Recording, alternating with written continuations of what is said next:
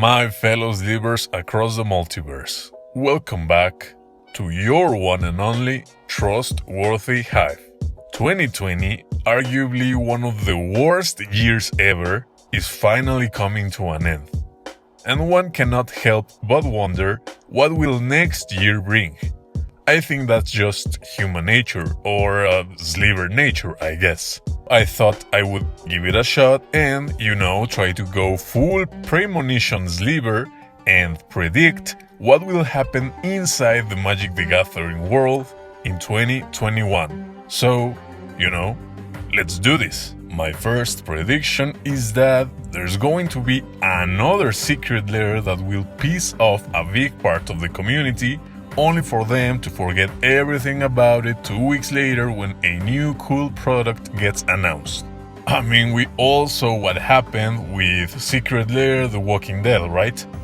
There was a civil war, people started unironically creating new formats, I think they were being ironic at first until they weren't, and then they started attacking people from Wizards and the Rules Committee. Anyways, you already know how it all went down. Some people were even saying that these cards from Secret Lair The Walking Dead would break Legacy and that they would also break Commander, because ignorance is very bold. And a lot of folks out there sure love pretending that they know more about the game than everyone else. Of course, none of this happened, and a few weeks later, almost everyone was praising Wizards of the Coast again because of Commander Legends. And they should, because the set was really solid. So I don't think it takes psychic powers to figure out that we'll see the same thing again next year. Most probably more than once. Everyone is gonna go berserk when Secret Lair Harry Potter gets announced, but then Modern Horizons 2 spoilers will begin and boom, same thing. The outcry will stop faster than you can say enemy fetchlands. Like that. Speaking about Modern Horizons 2, my second prediction is that this set is going to break Modern again, and there will be changes to the ban list again.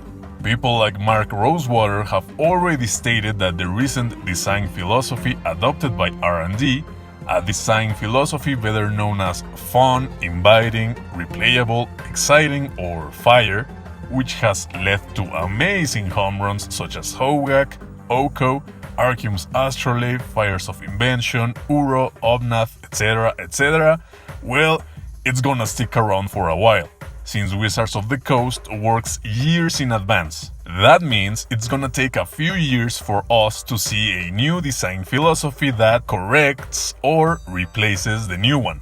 So yeah, I fully expect to see something just as powerful or even more powerful than Hogak in Modern Horizons 2.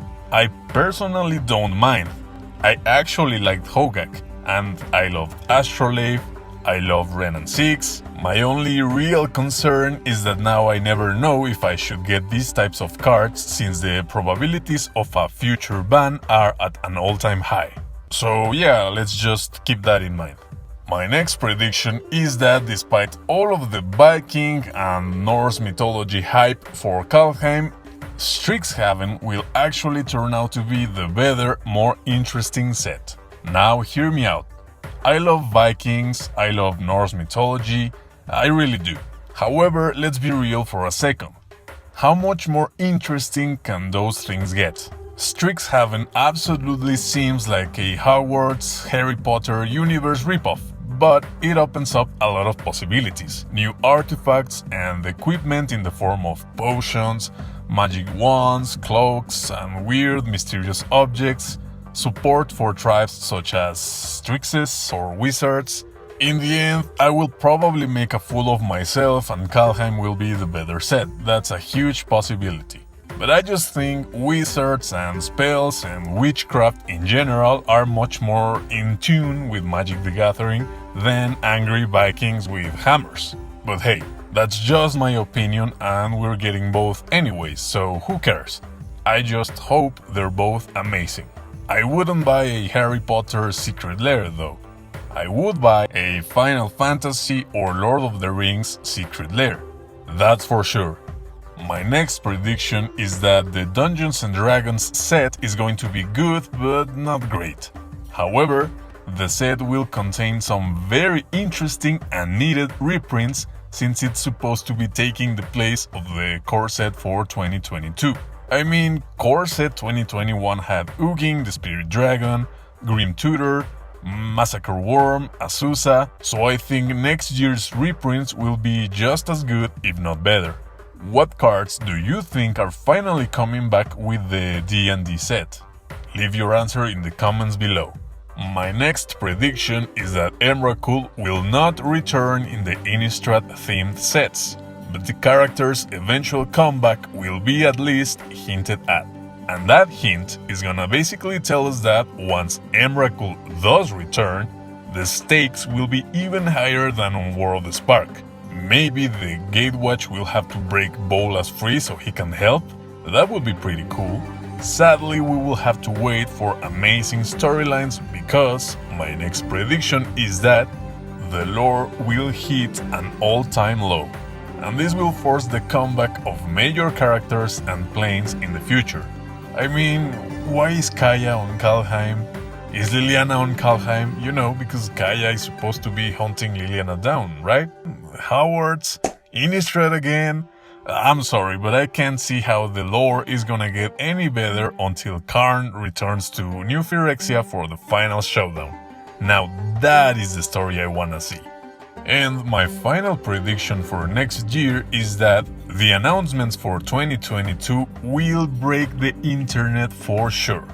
Because that's when we're gonna learn about the return of Emrakul, the return to New Phyrexia, and I think it is coming. A return to Kamigawa or Lorwyn.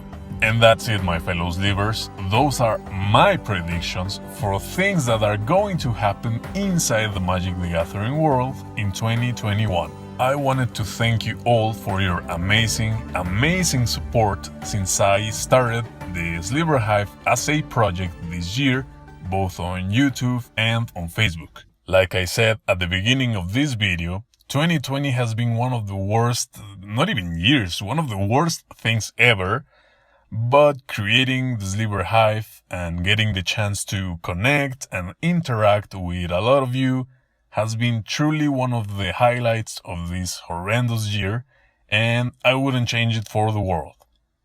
So thank you, my fellow Slivers. I really appreciate all of you. And you know how you can help me out. Subscribe to this channel if you haven't already.